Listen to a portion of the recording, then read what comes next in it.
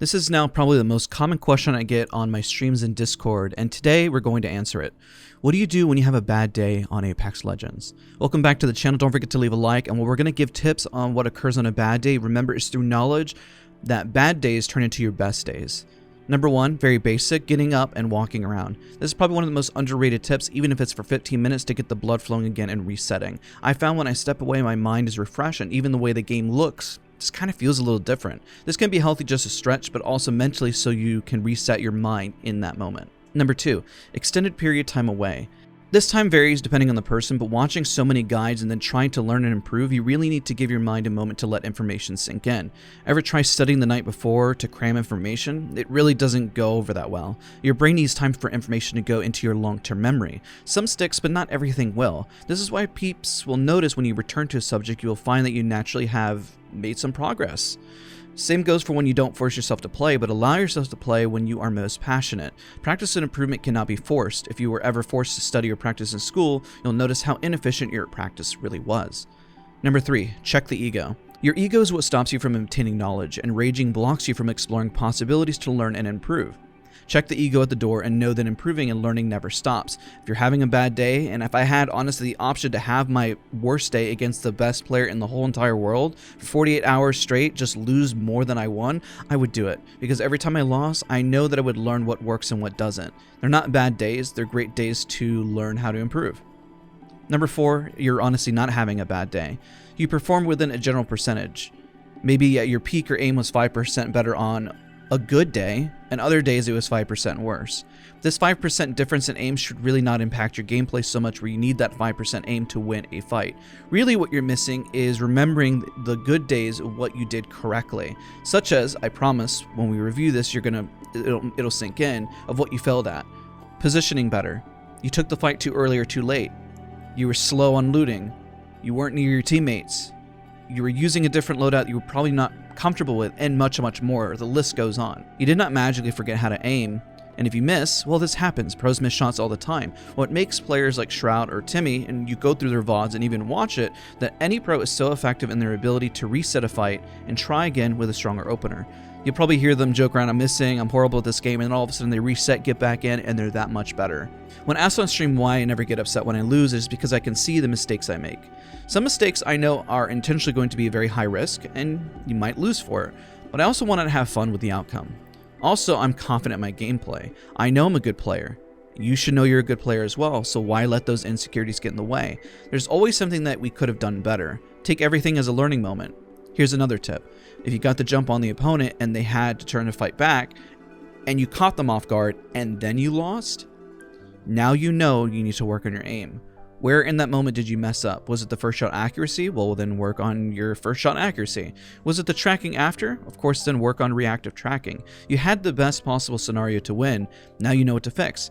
So those bad days may not be actually bad days. It may finally open up the door realizing what you actually need to improve upon and what didn't make sense before visually. Maybe you just kind of lucked out before, but now you physically see what you have to improve upon. Number five, skill-based matchmaking.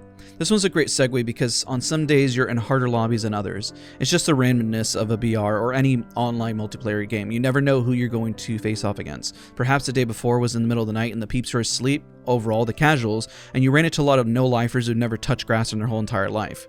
Well, you knew what you were getting into. You're playing in the middle of the night, right? Versus playing people during a time of day where casuals get off of work, they're vibing, and they're just trying to vibe out and have a good time. They're not trying to sweat. Did you squad up with a better teammate expecting a carry? Well, unfortunately, if you squad up with a better teammate, assume that you're going to get much harder lobbies. The skill-based matchmaking is very punishing in Apex. Even on alt accounts, I run into nothing but Master Plus lobbies most of the time. This is because if you get some good games, even 3 or 4 in a row, or even just 2, the game will instantly put you into nothing but good lobbies. So try to see how your opponents are moving and positioning. This is a great way to tell if you're in a good lobby or not. Are they using cover? Are they positioned well? Are they squad up together and playing well together? AKA wide swinging angles. Do you see them bunched up together? Are they landing their shots? That can also be a very clear indicator. Then you know the lobby is more difficult. Good players know to change the pacing of their game, meaning they'll take it slower, they'll use positioning better, and they won't just run openly into an open field. Number 6, practice efficiently.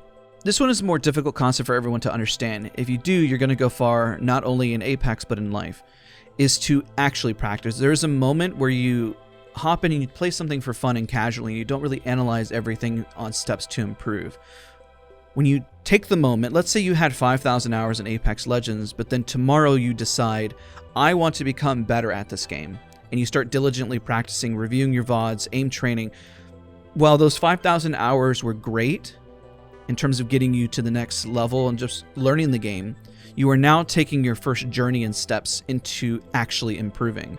And sometimes that journey is different for everyone. Those 5,000 hours can sometimes be a setback, because maybe you developed a lot of bad habits, and those bad habits you're going to have to break, such as a lot of them is a common one of wide swinging an angle, or peaking at the wrong time, or not playing patiently enough, because maybe you played impatiently for so long you don't know how to reel it back.